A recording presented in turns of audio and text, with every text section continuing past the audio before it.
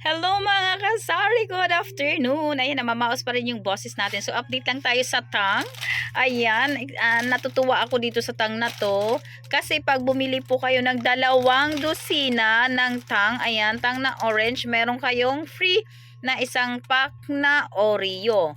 Ayan, so 2 dosina yan, bibili kayo. So syempre free lang yung Oreo kasi same pa rin yung price talaga pag bumili kayo ng 1 dozen na walang free, same ang price dito. Kaya gora na kayo sa may free.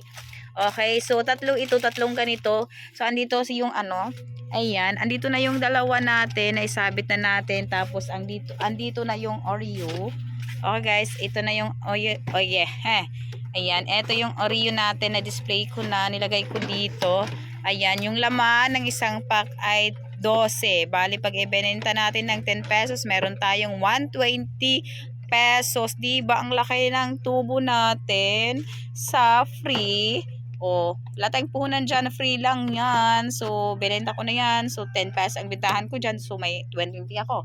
So, balik ulit tayo dito dahil nandito yung makalat yung tindahan natin. So, ayan guys ha. So, ito ay 12 ang laman yan na Oreo. Ayan dyan sa loob. So, ang laki ng kita natin dito kasi wala tayong nilalabas na punan dito. Dito lang tayo maglalabas ng punan sa Tang.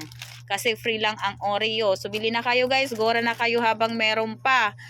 Ayan, gura na kayo, bili na kayo kasi syempre paminsan-minsan lang naman mag-free. Free ng ganito, ang laki ng tubo natin. Ako 3 yung binili ko.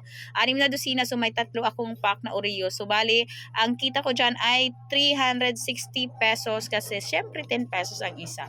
So ano pang hinihintay ninyo? Gura na kayo sa mga malalaking groceryhan dyan. Ano?